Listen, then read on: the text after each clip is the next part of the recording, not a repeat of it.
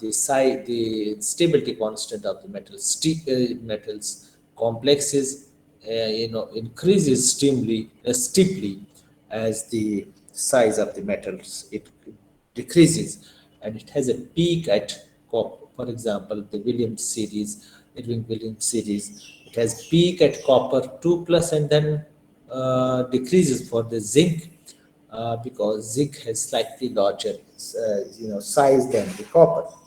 Then we also came across the fact that crystal field stabilization energy has a significant role to play, that the complexes for which the crystal field stabilization energy is high enough. Okay, Shivali chip भी आ गई. So, for those complexes for which the crystal field stabilization energy makes a significant intervention, the stability constant of the complexes increases, and the crystal field stabilization therefore plays an important role. Now, let's go to the presentation. I don't remember where we left last time.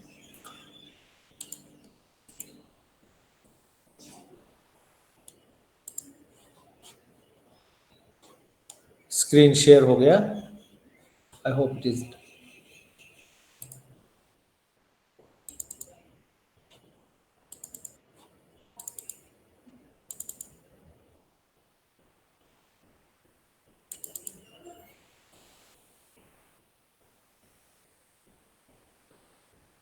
Is that okay?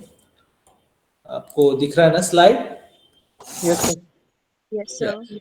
So this is what we were discussing last time. I would repeat for the sake of those who are not so fast in learning process. So for the sake of speed, I will rewind and I will repeat the slides, three or four slides. So we were discussing the nature of central metal ion and variation in this stabilities of the series of metal complexes. This is how it is deciphered कि metal का size जो है, nature जो है वो important है. You keep three things common: the stoichiometry of the complex, the geometry of the complex, ligand is the same, charge is the same, only you change the nature of the metal. So say it's a divalent metal ion, so charge is same, the coordination number is same, geometry is same, and then you see the impact of the nature of the metal ion on the stability constant of the complexes, and you decipher how the the nature of the metal ion disturbs or changes the stability constants, and then you draw the conclusion. So first thing, you change the charge on the metal ion. You keep the ligand same, you keep the coordination number same, you change the charge on the metal ions. So higher the oxidation state, more stable is the complex. This is with ligands like ammonia, halides, and water. The ligands which are not capable of forming a pi bond, they are simply sigma donor little or almost diminished covalent character. So exception to this cannot be generalized, that the charge on the metal ion, the higher the charge or higher the oxidation state of the metal ion, more is the stability constant of the complex. This cannot be generalized because there will be always some ligands which prefer to form complexes with the metals in the lower oxidation state when the charge of the metal is not so high, when the charge of metal is zero or a zero oxidation state, and sometimes negative oxidation states are there also for metal ions. So those ligands which prefer this kind of situation are carbon monoxide, trimethyl phosphines, all phosphines, alkyl phosphines or aryl phosphines, bipyridine, cyanide, etc. These are the ligands which are famous for forming the metal ligand back bonding. Pi bond, and therefore the when the ligand has to act as an acceptor for the pi bonding situation, then metal must be electron rich, and you can have a metal electron rich only when metal is in the lower oxidation state. It is +1 or 0 or -1 oxidation state. So cyanide is poor by acceptor and also a good sigma donor. In this second series, carbon monoxide, nitride, nitrosyl ligand, or trialkyl phosphines or triphenyl phosphines, and cyanide. Cyanide is something which is odd man there because it's not a good pi acceptor, and whereas it's a very good sigma donor.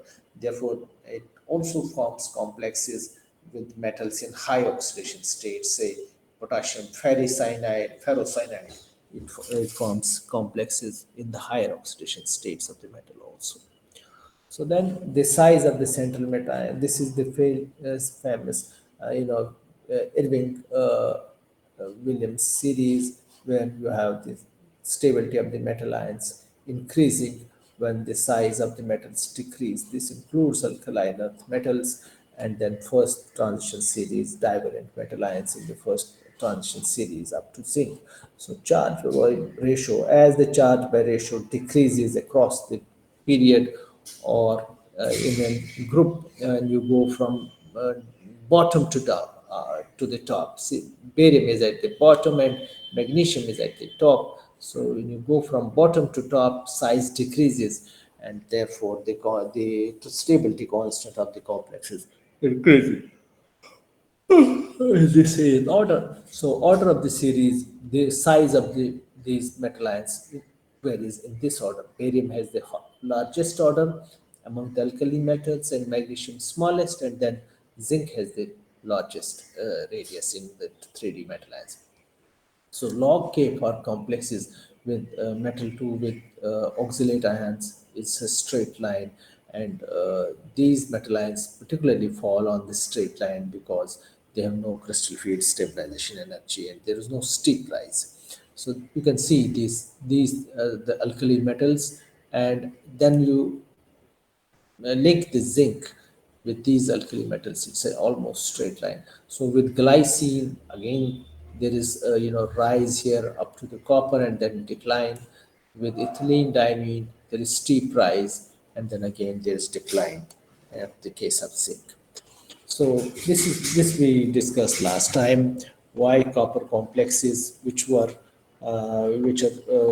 the crystal field stabilization energy lower than the nickel, but yet the stability constants of the copper are much higher than the nickel. Although there are three electrons in the EG orbitals in the case of copper, whereas in the case of nickel there are only two. So the answer lies in the Jahn-Teller distortion, and that induces more stability in the complex. The complex becomes distorted, and therefore it has higher stability than nickel complex. And zinc complexes are less stable because no crystal field stabilization energy is there. Then electron acceptor property of the metals. The metals are classified into three categories. I think we were stuck there. We were discussing this thing.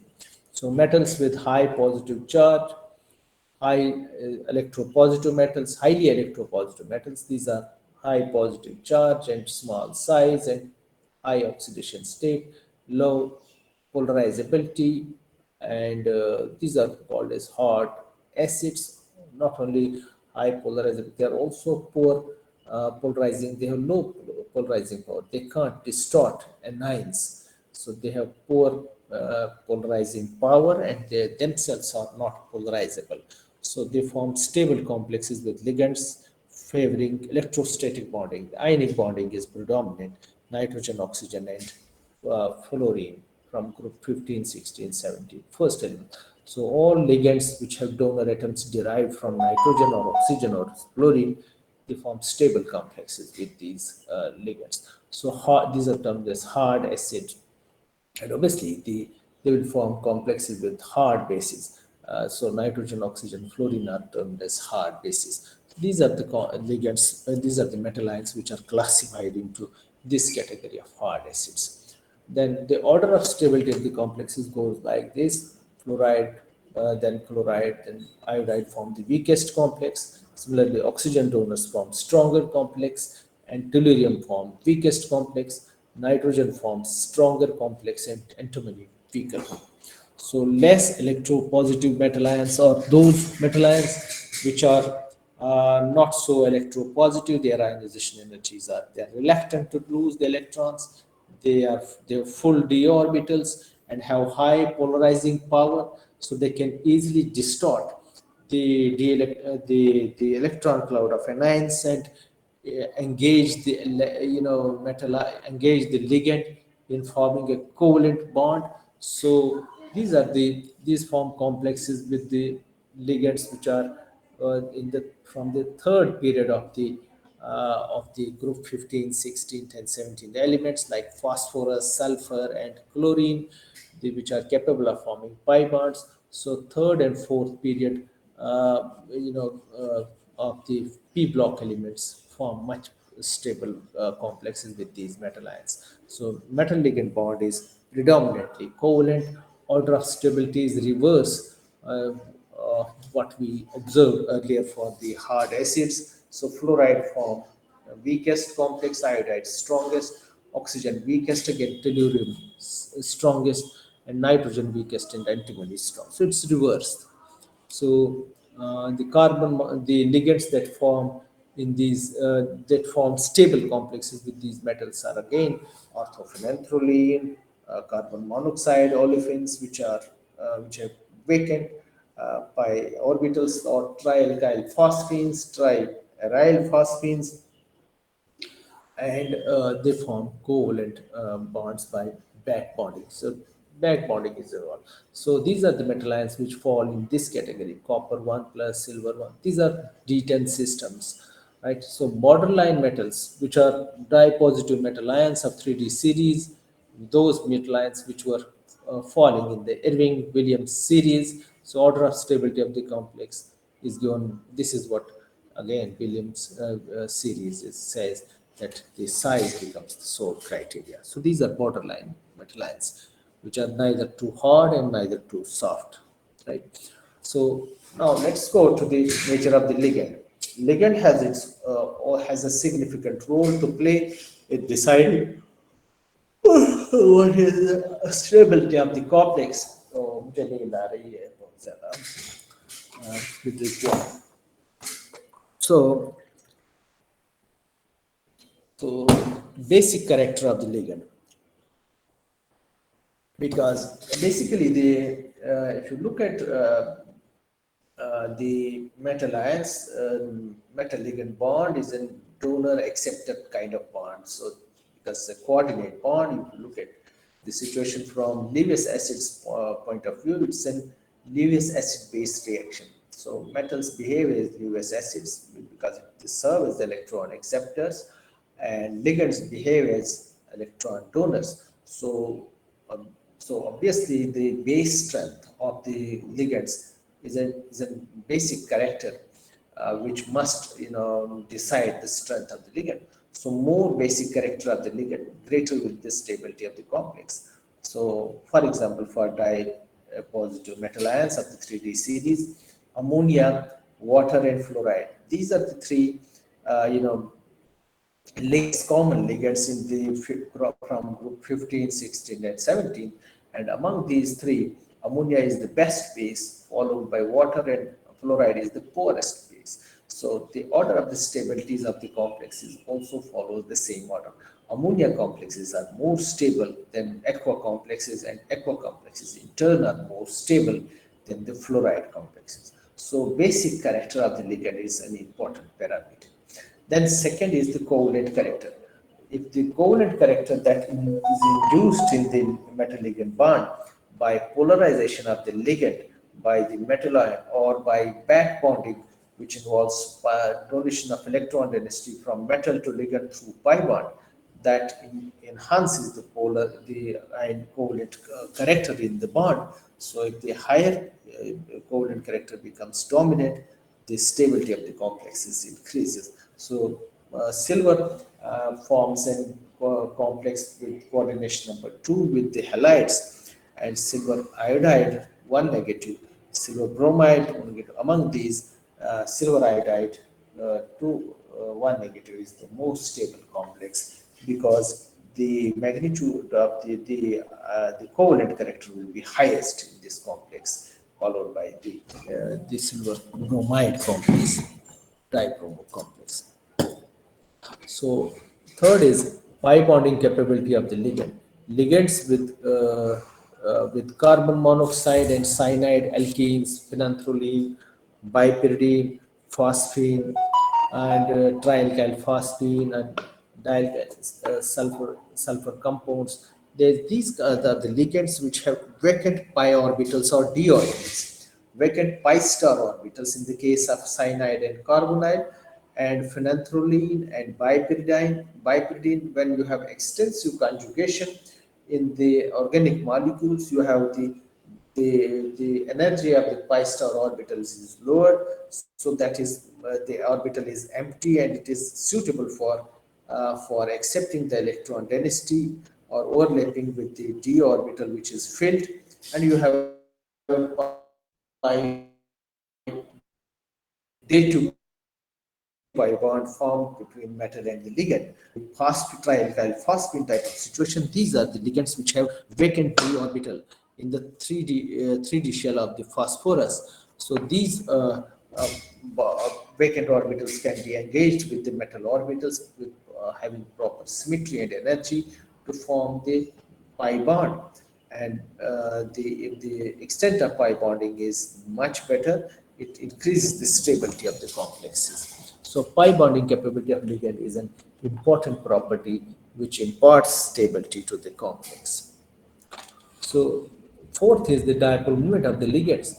If the ligand is neutral, and the dipole moment then becomes an important criteria. Say ammonia, water molecule, etc. These are the neutral molecules, or ammonia, ethylene, or the derivatives of the ammonia, ethylenamine, or diethylamine. You increase the alkyl groups, or triethylamine. So dipole moment decreases in this order when you increase the substitution by of the hydrogen atoms by the ethyl groups. The dipole moment decreases, and stability of the complex also decreases, because as the ligand becomes more polar, the extent of the electron donation, the attraction between ligand and the metal increases, and as the dipole moment decreases, the attraction is diminished.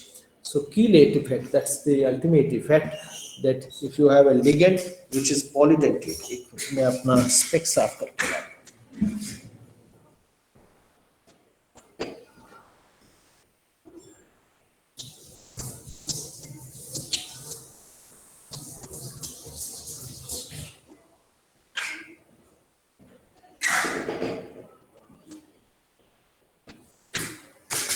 If you have a ligand which is polydentate, and polydentate means you have a ligand in which whose structure is such that there are more than one donor atoms in this structure of the ligand, then such a ligand can donate electrons, can bind to the metal from more than one side simultaneously, and form a ring around the metal ion, which includes metal also as the one of the corners of the ring. Then such ligands are known as polydentate ligand, and or also known as chelating ligands, and the complex is also known as a chelate complex. So these ligands are obviously the non-linear. That's why they can form a ring. Therefore, they are known as chelate ligands, chelating ligands, and the effect is known as chelate effect. So these complexes, chelate complexes, have been found to be having much higher stability constant than the simple monodentate ligands. For example, cadmium hexaaqua complex, when treated with methylamine, which is the derivative of the ammonia, four molecules of methylamine, you have a complex formation tetramethylamine, and four water molecules are displaced. Then another example is you have ethylene diamine, which has two NH2 groups in one molecule. So it's a bidentate ligand. It forms a ring, five-membered ring with cadmium. So two molecules of the ethylene diamine react with cadmium tetraaqua complex and form ethylene diamine bis complex. And then you have a triene, which has four NH2 groups within its structure, and one molecule of the ligand is enough to occupy the four, to satisfy four coordination sites. So one molecule is reacting with cadmium, two molecules of ethylene diamine reacting with cadmium, and four molecules of methylamine reacting with cadmium. So this is what denticity of this ligand is 1, denticity of this ligand is 2, and denticity of this triene is 4. So these two ligands will form rings around the metal ion. This will not form a ring. And this is the first complex, methylamine, simple ligand, and this is ethylene diamine CH2 linked with NH2, and cadmium, forming a five-membered ring, which includes cadmium also at the corner of the link. So two five-membered rings are formed around this cadmium, and the third one is triene. So this is one ethylene, this is two ethylene, and this is three ethylene. So this is triethylene tetraamine, triethylene tetraamine. This is NH2, then CH2, then NH, then CH2, then this should be NH here. This is NH here, then CH2, then at the end there is NH2.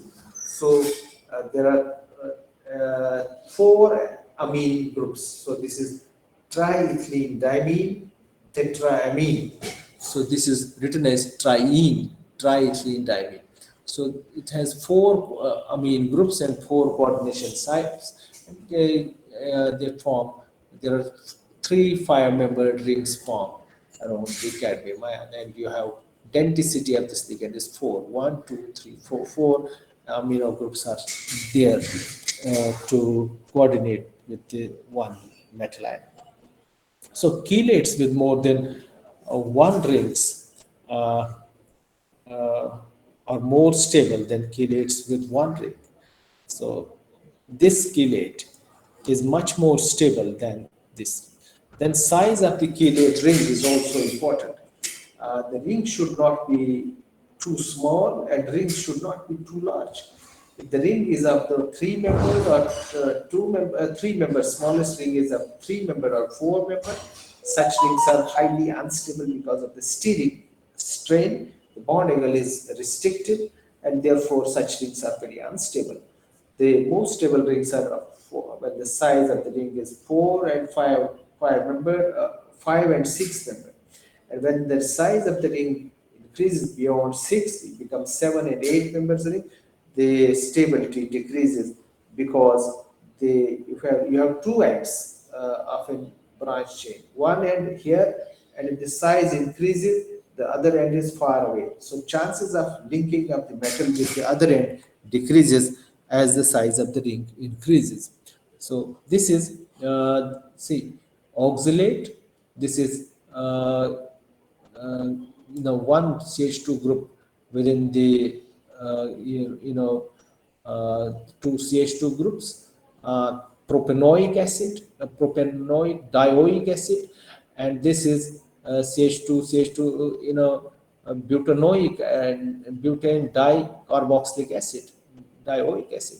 So two CH2 in between, one CH2 in between, no CH2 in between the two carboxylic groups. So you can see the log K starting here, and then these are the metal ions with different sizes going on increasing, and when you have this the one CH2 here, the trend again increases at the copper and then decreases for the zinc, and when you have larger size, the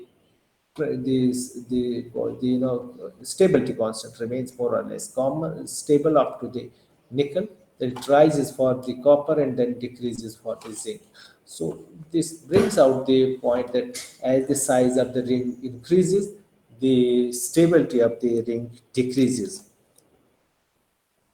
So chelates with the five-membered rings are more stable than chelates with the six-membered ring, and chelates with six-membered ring are more stable than chelates with the seven-membered ring.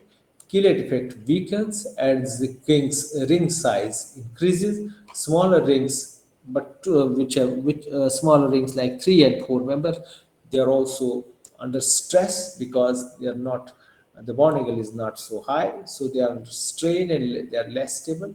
When the chains and rings become large, enhancement of the local concentration decreases and resulting complex becomes less and less stable. So then there is another effect that which is called macrocyclic effect. Macrocyclic effect is see what is the key simple chelate effect is that you have a branch chain, non-linear chain, which then when the metal is placed, it redesigns itself and forms a ring around the metal ion. But macrocyclic, effect is altogether different. That the ligand is already in a cyclic geometry. That it does not form a cyclic compound in the under the influence of metal. Even before adding the metal ion to the ligand, the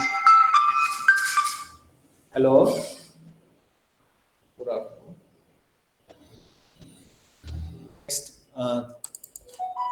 Next topic, which is chelate effect and its thermodynamic origin. So, what is the chelate effect? Why? What is its origin, and what are the factors which influence the chelate effect? How can you make a much stronger chelate complex, much stable chelate complex, and how can you make the chelate complex be? So, the equilibrium reaction between complexing agent and a metal ion characterized by two or more bonds forming simultaneously between metal and ligand, resulting in formation of a ring, including metal ion. This is known as chelate effect. And obviously, the ligand must be non-linear and must have more than one donor sites in its structure so that simultaneously two or more donor sites can be used, and therefore it has more than one denticity. Morgan and Drew were the first persons in 1920 who coined this term, uh, you know chelate effect. So they studied cyclic structures arising from assembly of metals with the organic ligands, and by and large, the chelating ligands are organic ligands. So chelate effect is and leads to enhancement of the affinity of the chelate ligand for a metal ion as compared to the affinity of the collection of the similar non-chelating ligand, monodentate ligands for the same metal ion. This in turn results in large value of the overall formation constant for the chelate complex than for the monodentate complex. So there is affinity, strong affinity between metal and a chelating agent ligand that leads to enhancement of the affinity leads to formation of the stronger complexes as compared to the similar complexes formed between same metal ion and a ligand which is not having more denticity more than one, which is monodentate and cannot form a ring with the metal ion. So, there are different kinds of chelate ligands. Some are written as symmetrical, some non-symmetrical. If the donor atoms are identical, uh, मैंने गलत लिख दिया. Yes, it is okay. Here is metal. It is ethylene diamine, CH2, CH2, then NH2, NH2. So metal is linked with similar kind of donor atoms on either side of the chelating ligand. So this is known as symmetrical chelating ligand. And this is glycine. So anion of the glycine, that's not glycinato. So CH3, C double bond OO. So on one side, CH2, NH2. glycine. So on one side, the donor atom is NH2, on other side it is carboxylate group. So this is unsymmetrical chelating ligand. So if the donor atoms are identical, we call it symmetrical. If donor atoms are not similar, then we call them unsymmetrical ligands. So what are the characteristic features of the chelates? Chelate complexes. The characteristic features are they have low melting point, they are generally, by and large, they are soluble in organic solvents. Why they are soluble in organic solvents? Because most of the chelating ligands are organic molecules which have these donor atoms in their, inserted in their structures. So because they form, and many times they are also uninegative or sometimes neutral also, just like ethylene diamine. Sometimes they are uninegative, just like glycinato or acetyl acetonato, and they form neutral complexes with the metal. Say two molecules of the glycine will neutralize the nickel 2 positive charge and will form a neutral nickel second bis complex. Similarly, iron 3 will be neutralized by 3 acetyl acetone molecules, and we will have tris acetyl acetonate, iron 2, iron 3 plus with no charge. So when such complexes are formed because of the dominant role of the organic species in their geometry, these compounds are insoluble in water, and most of the time they are highly soluble in the organic solvents. So these ligands are also used to extract metal ions into the organic solvent, organic layer from the aqueous layer. So metals becomes literally insoluble in water. They become soluble in organic solvent when they form chelates with the organic ligands. So the characteristic features of these chelates are that they have low melting point, they are soluble in organic solvents, and chelation metal ligand bond rules are followed. The normal rules that are valid for any metal ligand bond is followed, but there are two characteristic features of the chelate complexes which are unique, which are not found there in the complexes, normal complexes. So one is ligand types. So what are the characteristic feature of the ligand type? The chelate ligands are special class of compounds in which the denticity is more than one. They are polydentate ligands. So you have bidentate or tridentate or at the most hexadentate ligands also. So there are more than one donor sites to form the chelates. So ethylene diamine is one example. It's a bidentate ligand. So here is CH2. CH2 is a neutral ligand, and here is complex cobalt 2 plus or 3 plus linking with three molecules of ethylene diamine one here, forming a five-membered ring and another five-membered ring there in the complex, and you form a tris complex of ethylene diamine with cobalt 2 plus or 3 plus. So then you have three amino groups triene linked with the propene. So you have NH2, then CH, then NH2, and then uh, NH2. So bicyclic sort of ring formed between with the metal. So only two molecules of this ligand will satisfy this six coordination number of the cobalt. So then you have triethylene tetramine, that triene, which I was also referring earlier. So there is one ethylene, another ethylene, and third ethylene. Three ethylene groups. So that's why the triethylene word is come. And then amine. How many amines? One, two, three, and four. So tetramine. So this is known as triene. So here is the complex with the nickel. So four coordination number generated by three rings formed with the nickel atom. So then we have tetraethylene pentaamine. So this is one ethylene, second ethylene, third ethylene, and fourth ethylene. So tetraethylene and pentamine, one amine, two, three, four, and five amines. So tetraene.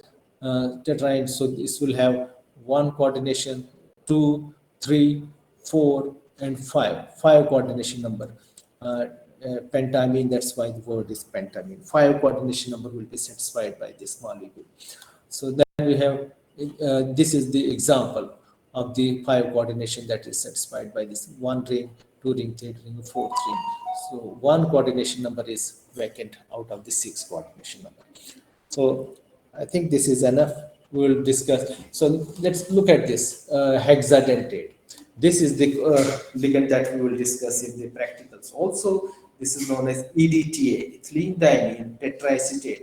You have ethylene diamine and ethylene at the center. Then NH2 would have been there. It would have been ethylene diamine. Then 2 hydrogen atoms on each NH2 group have been replaced by acetate group, CH2, C double bond O, O negative. So this is acetate. So ethylene diamine tetraacetate, 4 negative, 1 negative, 2 negative, 3 negative, 4 negative. So there are 6 donor sites, 1, 2, 3, 4, and 5, 6 nitrogen atoms and nitrogen. 6 coordination number.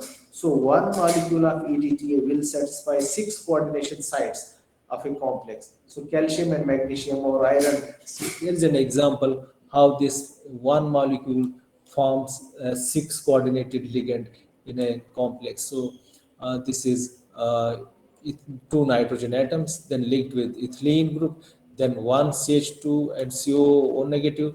So then another CH2 bridging here, then here from this side 2 CH3CO2 bridging here and forming the 6 coordinate complex. So we'll talk about these in the next class in detail. If there are any questions, I will stop here. Uh, if there are any questions, I'm here to answer. Please खुल के बोलिए. स्मृति, स्मृति, स्मृति is here or not? Prasannajit को. Yes, sir. स्मृति कोई problem है बताओ बच्चे. नहीं sir, अच्छे से समझिए। Prasannajit Kaur, roll number 2. Yes, sir. Prasannajit Kaur Yes, कहाँ? sir. जी सर. अपना वीडियो ऑन जी करो. सर. आप ठीक हो? हाँ जी सर. कहाँ से बोल रहे हो? जी सर. कहाँ से बोल रहे हो? Sir from Poonch. Okay okay. आपको आवाज सही आ जाती है वहां पे? जी सर आ जाती है. ओके. आपको कोई प्रॉब्लम है, कोई सवाल पूछना है? No sir. ओके चलो ठीक है. Then I will go to Annie Jamwal. Annie Jamwal, आप यहाँ हो? Yes, sir. आप वीडियो ऑन करो बच्चे. Yes, sir. हाँ